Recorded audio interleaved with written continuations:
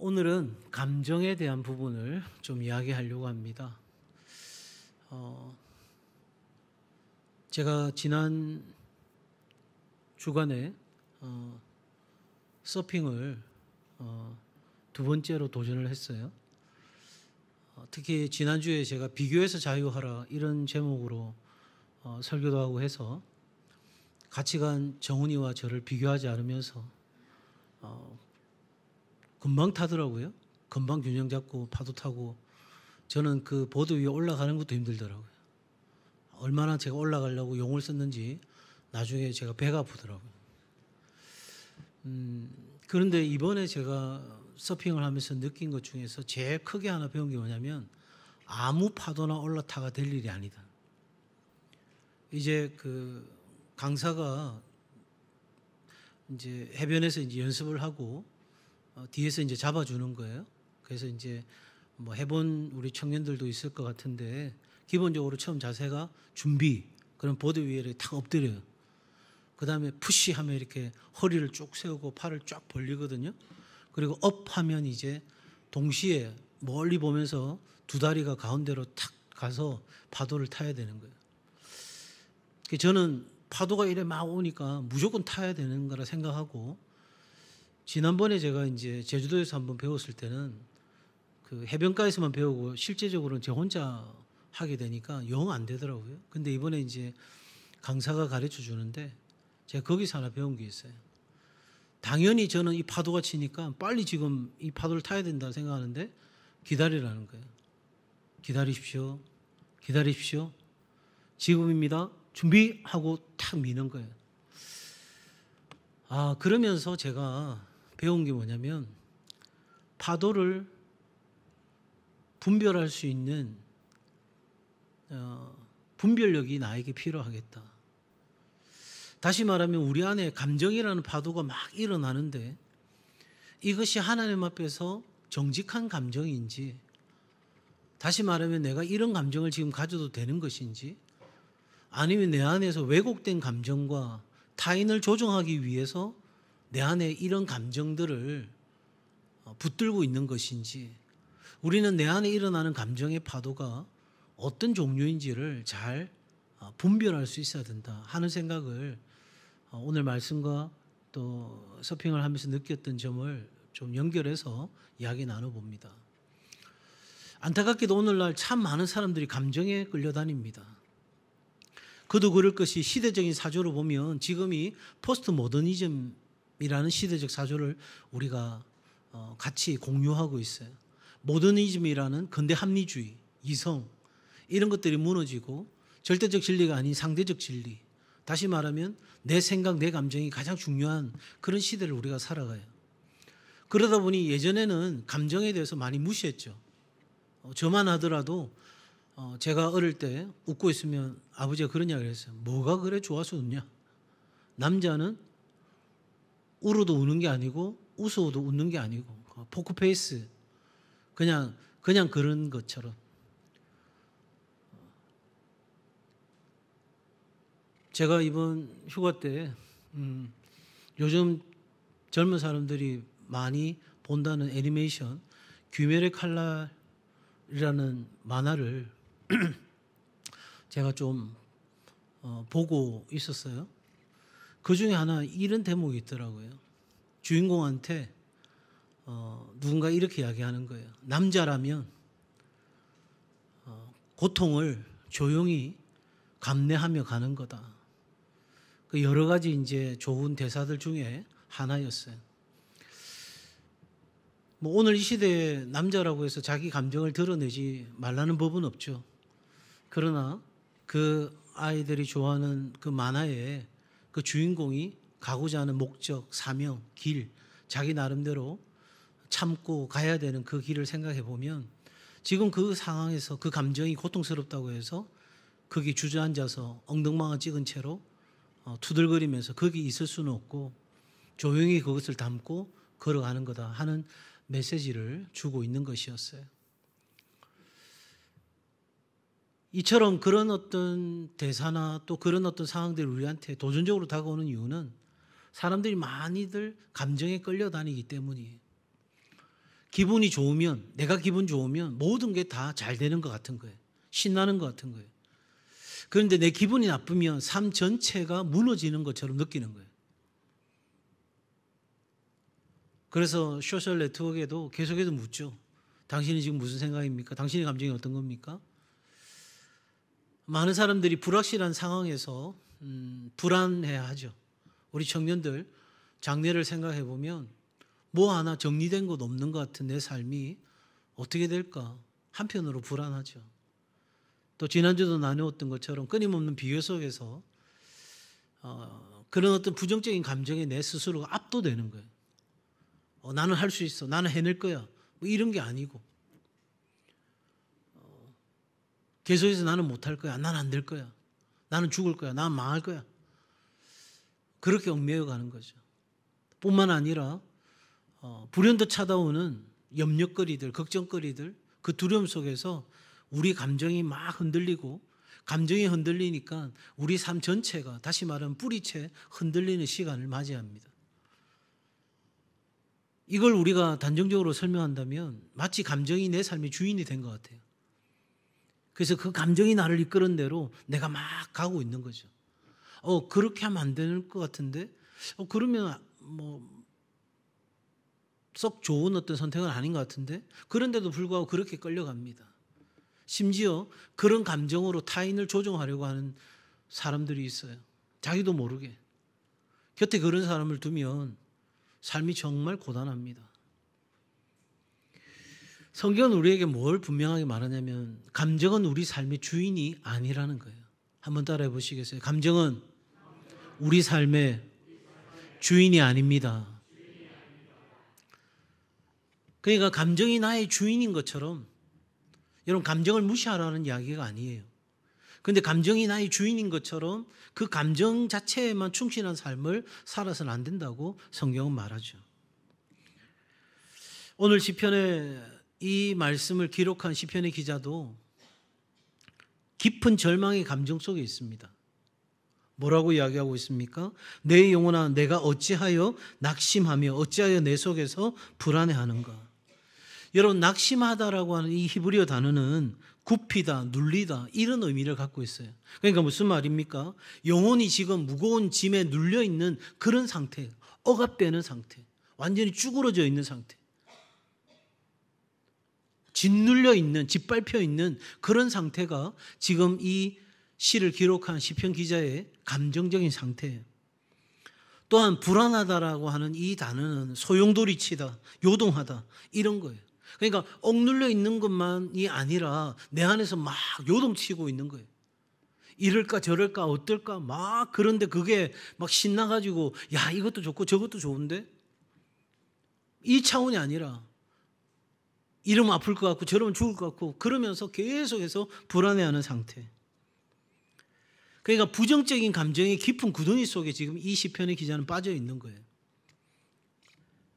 그런데 여기서 중요한 게 있어요. 이 시편의 기자는 그 감정이 나의 주인이 아닌 것을 선포합니다.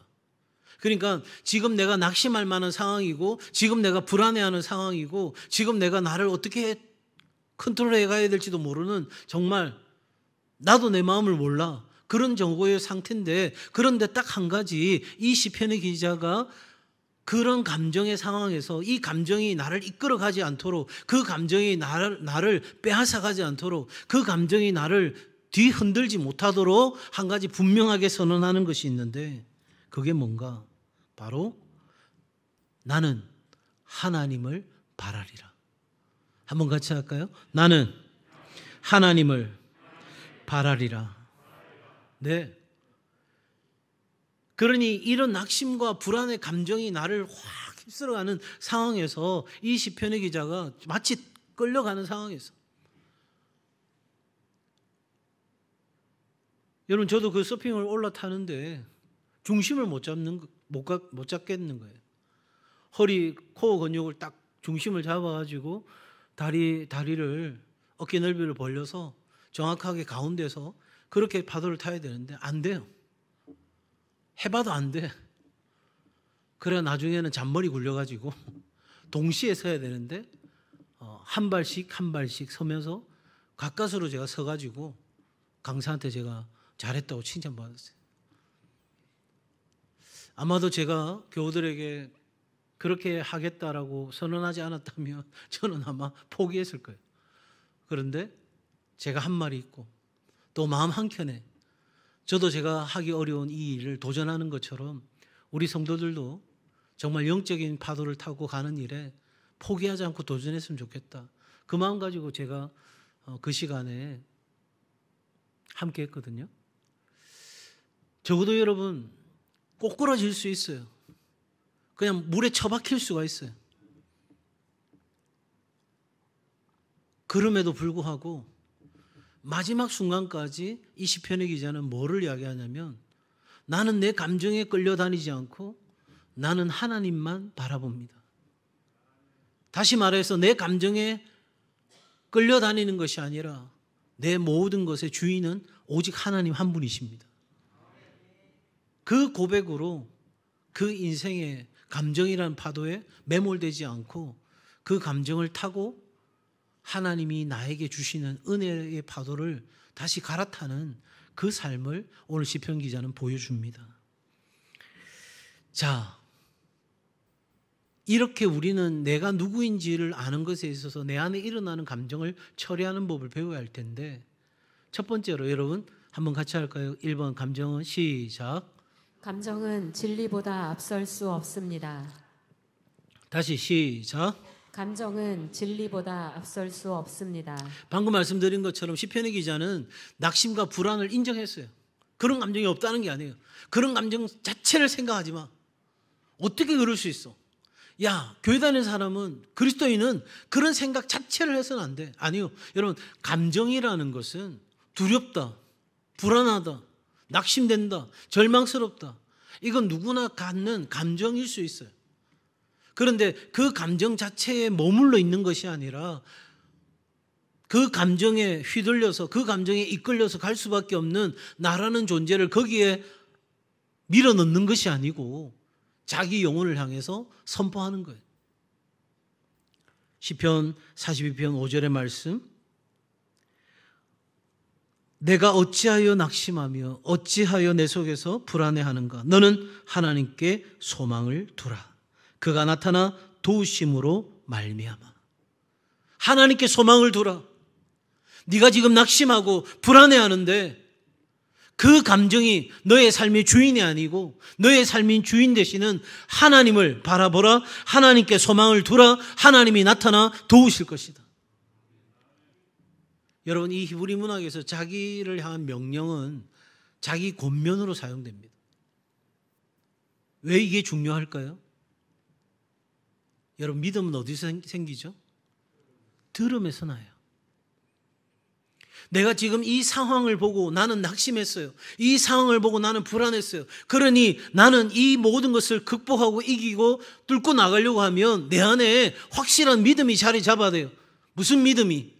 내 지금 낙심할 만한 상황과 불안해하는 이 상황을 뛰어넘어서 하나님이 모든 것을 통제하실 수 있다. 하나님께서 이 모든 감정을 다스릴 수 있다. 나는 이 낙심과 불안의 상황을 뛰어넘어서 얼마든지 하나님께 소망을 두고 하나님의 도우심을 받고 나는 지금보다 더 나은 삶을 살아갈 수 있다라고 하는 그 확실한 선언이 내 입에서 선포됨으로 말미암아 그 말씀이 내게 들리고 내 안에 불안해하고 낙심하는 내 마음의 감정이 그 말씀을 진리로 받아들임으로 말미암아 내 안에 믿음이 되고 신념이 되는 역사가 일어나게 됩니다.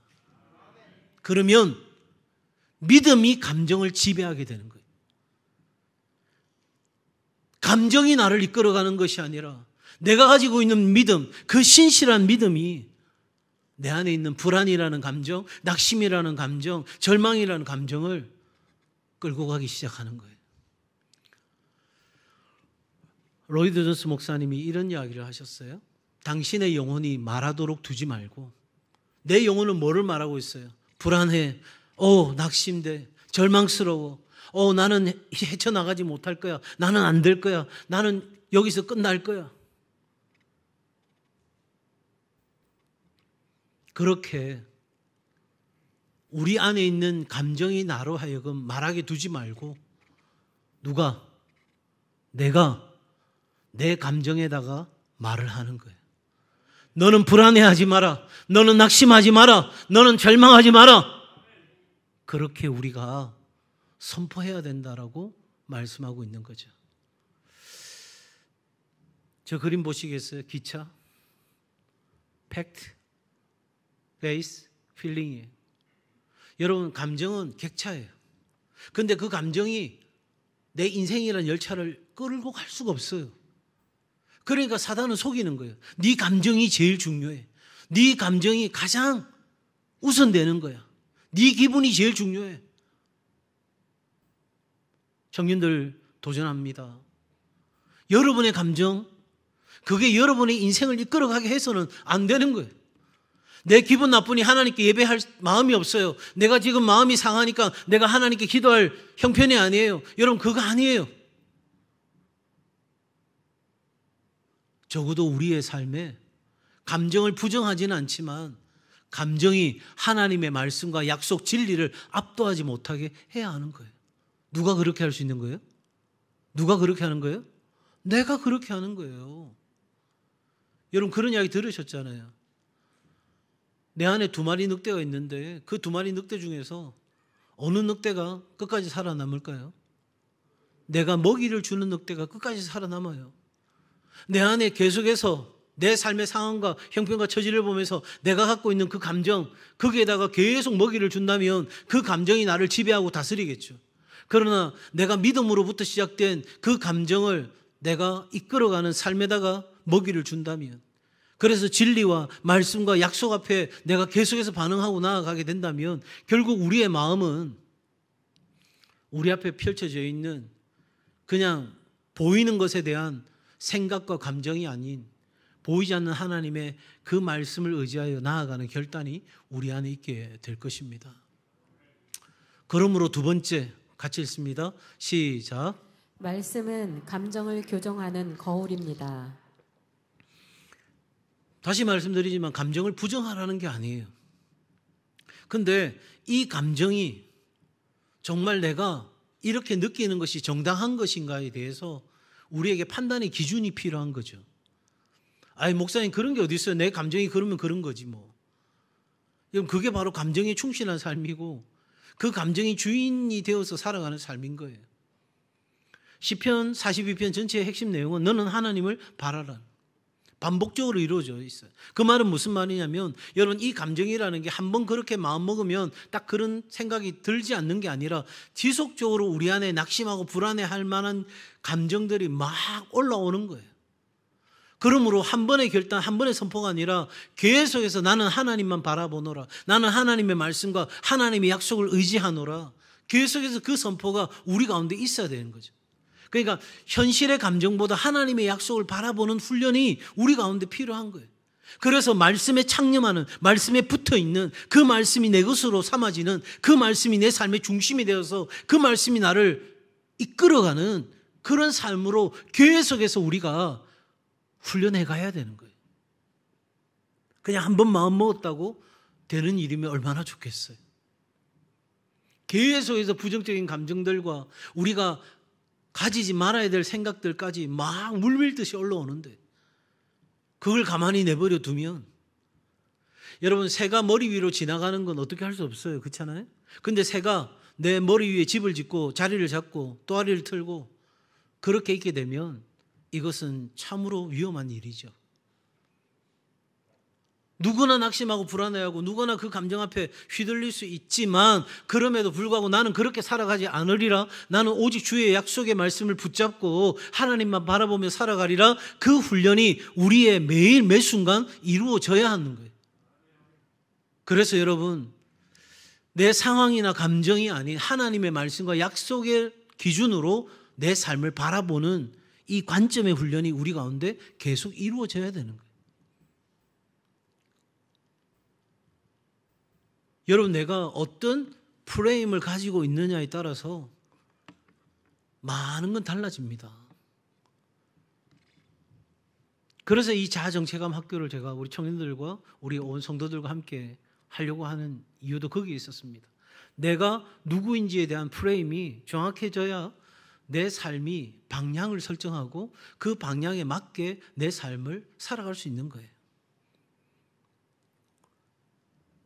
우리는 이 말씀을 내 감정을 교정하는 거울로 삼아야 될 텐데, 달라스 윌라드가 마음이 혁신이라는 책에서 이렇게 이야기합니다. 하나님의 말씀은 우리의 감정을 교정하는 거울이다. 그러니 말씀 앞에 계속 내 감정을 비춰봐야 되는 거죠. 나는 내 감정이야. 감정에 충실하겠어. 그게 아니고 하나님이 그렇게 생각하게 하는가? 내가 분노하고 있다면 그 분노가 정당한 것인가? 내가 지금 슬퍼하고 있다면 그렇게 슬퍼할 만한 것인가?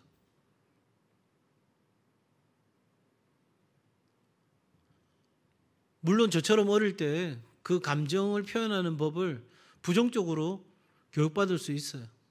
울고 있으면 뭐 아버지가 죽었나 엄마가 죽었나 뭘 그렇게 설교 울고 있노?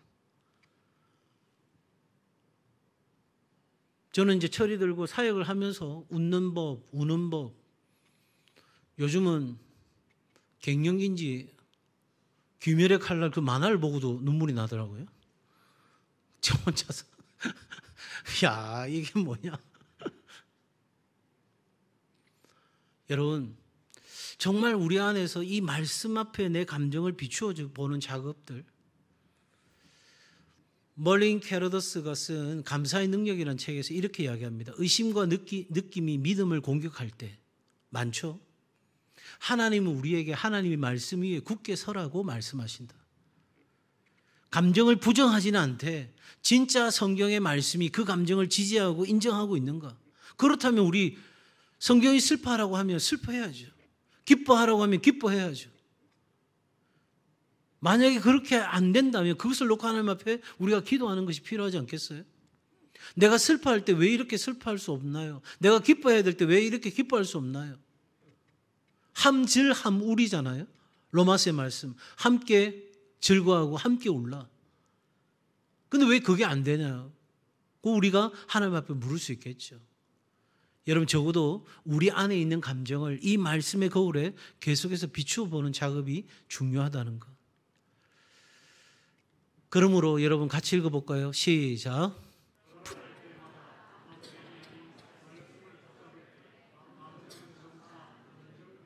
네. 간단하게는 뭐 호흡법도 있어요. 호흡법도. 그러니까 우리가 긴장되고 막 할 때, 우리 청년들 면접 보러 가거나 어떤 중요한 시험을 앞두고 있을 때 호흡을 잘 다스리면, 들숨과 날숨을 천천히 반복하면 호흡이 안정되면 우리의 감정도 조금 더 안정될 수 있는데, 그 차원의 문제가 아니고 불안할 때마다, 낙심될 때마다 내 감정에 붙잡혀서 막 괴로워하고 어찌할 바를 모르고 그렇게 하지 말고, 그 감정을 없애려고도 하지 말고, 그 감정을 무시하려고도 하지 말고, 나는 지금 그 상태야. 그러나 나는 이 상황 가운데서도 하나님을 바라보노라. 하나님의 말씀에 집중하노라. 나는 하나님이 말씀하신 대로 거기에 합당한 반응을 보이리라. 그 결단을 가지고 우리는 그 불안과 낙심의 감정의 한복판을 뚫고 나가는 거예요. 세 번째, 같이 읽습니다. 시작. 말씀에 근거한 소망이 감정을 다스려야 합니다. 네, 말씀에 근거한 소망이에요. 우리가 가지는 소망은 막연한 낙관적인 소망이 아니에요. 내일 잘 될 거야. 아이고 누구야, 내일 괜찮다, 내일은 잘 될 거다. 여러분 그게 아니에요. 우리에게는 확실한 약속이 있어요. 하나님의 자녀, 하나님의 백성이라고 하면, 저와 여러분이 영접하는 자, 곧 그 이름을 믿는 자라고 한다면 그 믿는 자들에게는 하나님께서 권세를 주셨는데, 어떤 권세냐면 시편 기자는 이렇게 이야기합니다. 내가 불안해하고 내가 낙심할 만한 그런 상황에서 내 감정이 나의 주인인 것처럼 행사할 때에, 그때 내가 나에게 나타나 나를 도우시는 하나님으로 말미암아 찬송할 수 없는 그 순간에 나는 하나님을 찬송합니다. 뭐가 있기에? 소망이 있는 거예요. 우리가 가지는 소망은 모든 가능성이 사라졌음에도 불구하고 하나님은 하실 수 있다고 믿는 믿음으로부터의 소망인 거예요. 낙심 중에도 하나님이 나의 구원자가 되실 것을 소망하는 거예요. 그리고 나는 지금 찬송할 수 없는 상황이고 내가 하나님 앞에 예배할 수 없는 그런 컨디션이고 지금 내 마음은 갈갈이 찢어져서 거절감의 상처를 느끼고 있는 그 아픔 속에 있다 할지라도 그 감정이 나를 이끌어가지 않도록 나는 하나님의 말씀 앞에 반응하기를 결정하는 순간 나의 입술을 열어서 하나님을 찬송하는 거예요. 노래할 수 없다고요? 그러면 우리는 기도로 찬송하는 거예요. 기도하러 할 수 없다면 우리는 하나님 앞에 우리의 함성으로 하나님 앞에 나갈 수 있는 거예요. 소망이 없으면 감정이 끌려다닐 수밖에 없어요. 왜? 기댈 게 없잖아요. 그러면 낙심하면 낙심하는 대로, 불안하면 불안한 대로. 그런데 하나님을 소망하는 사람은 감정을 다스릴 수 있습니다. 엘리자베스 엘리엇, 짐 엘리엇의 아내죠. 이 엘리자베스 엘리엇이 이렇게 이야기합니다. 순종은 감정을 초월한다. 감정은 내가 아무것도 할 수 없다고 말하고 있어요. 그러나 감정에 상관없이 나는 하나님 앞에 순종하기로 결정하는 그 믿음의 결단이 우리의 정체성에 맞는 삶의 선택인 거죠. 오늘 우리의 소망은 환경이나 감정이 아니라 눈에 보이는 어떤 것이 아니라 변함없으신 하나님과 하나님의 말씀에 있습니다. 하나님이 기도하면 응답하신다고. 하나님을 찾으면 만나게 된다고. 하나님을 구하면 하나님이 이루신다고. 믿으십시오. 믿지 못할 상황이 펼쳐진다 할지라도 믿으십시오. 오늘 오전에도 말씀드린 것처럼 아브라함이 믿고 간 길에 기근이 찾아왔어요. 도대체 이게 뭡니까? 나 나름대로 교회에서 봉사도 하고 내 대학생 때, 내 청년 때 열심히 그렇게 믿음 생활했는데 지금 내 결과가 뭡니까? 그러면서 여러분 낙심하지 마세요. 남들은 이렇게 저렇게 해서 다 자기 갈 길 찾고 성공하고 다 그렇게 하는데 나는 바보처럼 지금 뭐 하고 있는 거죠?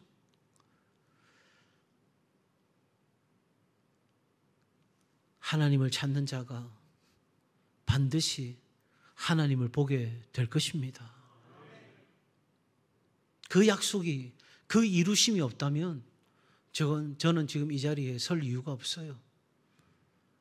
여러분한테 해줄 말은 죽을 힘을 다해서 지금 이 시간 놀지 말고 공부하고 지금 이 시간 빨리 가서 영어 단어라도 하나 더 외우고 자격증이라도 하나 더 따고 그래서 세상이 원하는 충분한 스펙을 갖추라고 그렇게 이야기해야 되겠죠. 그러나 그 어떤 것보다 중요한 것은 변함없는 하나님과 그 하나님의 말씀을 붙잡고 오늘 내가 감정이 이끌어가는 삶이 아니라 그 하나님의 말씀과 약속이 이끌어가는 삶을 향해 내 삶을 결단하는 거예요. 그러므로 우리는 감정이 아니라 믿음에 따라 살아야 합니다. 에이든 토저가 그런 말을 했어요.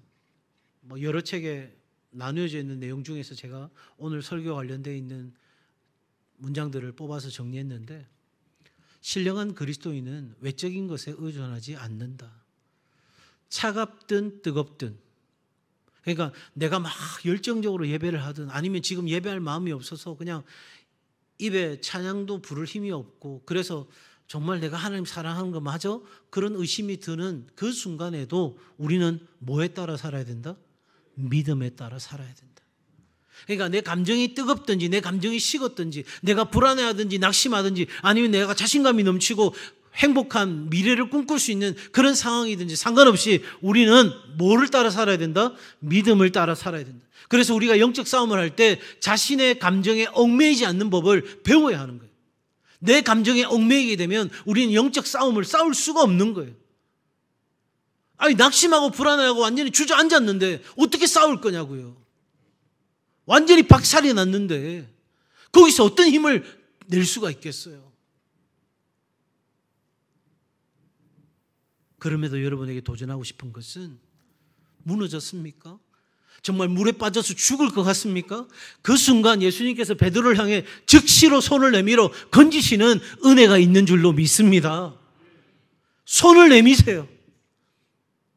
다시 네겝으로 베델로 올라가기로 결정하세요.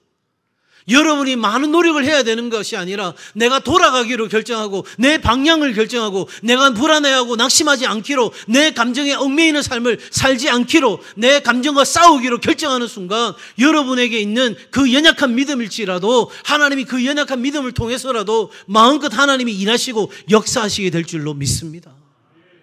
우리는 그렇게 살아가는 법을 배우고 싸워가는 법을 배워야 오늘 우리의 삶에 이 치열한 현장 속에서 믿음을 지켜내는 삶을 살아갈 수 있어요. 우리는 믿음으로 시작했어요. 믿음으로 살아가고 있고요. 그리고 믿음으로 우리 인생을 마쳐야 합니다. 거기에 영생의 약속이 있습니다.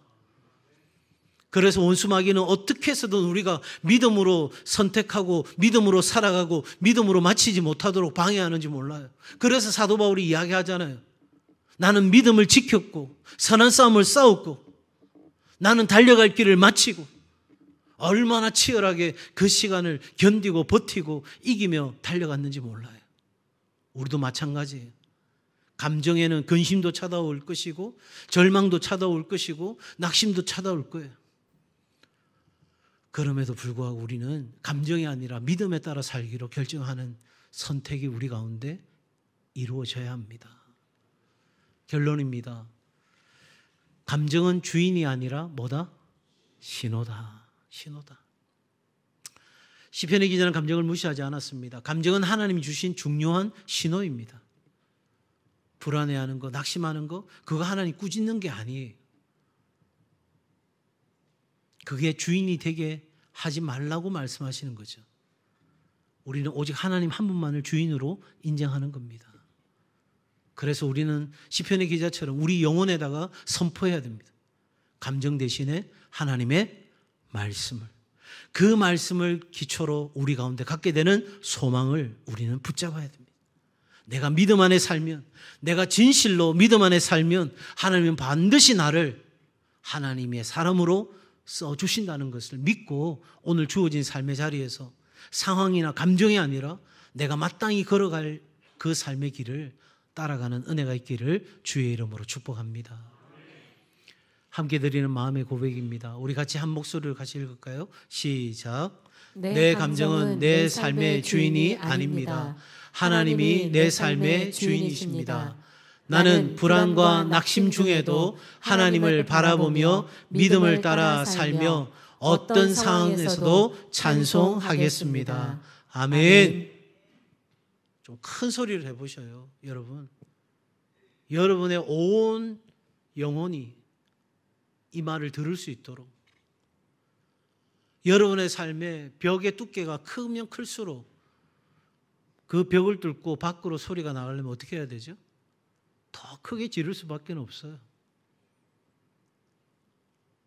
어떻게 듣는다고 포기하지? 아니에요.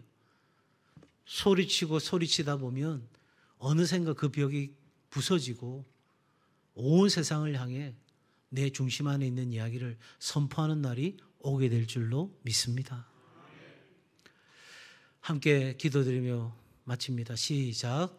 하나님 아버지, 낙심과 불안 속에서 내 영혼이 흔들릴 때 말씀으로 내 감정을 붙들게 하소서. 주님께 소망을 두게 하시고 감정이 아닌 하나님이 내 삶의 주인 되심을 선포하게 하소서. 예수님의 이름으로 기도합니다. 아멘. 할렐루야. 감정에 따라 살지 않고 믿음에 따라 살기로 결단하는 우리 모든 동성애 가족들 되시기 바랍니다.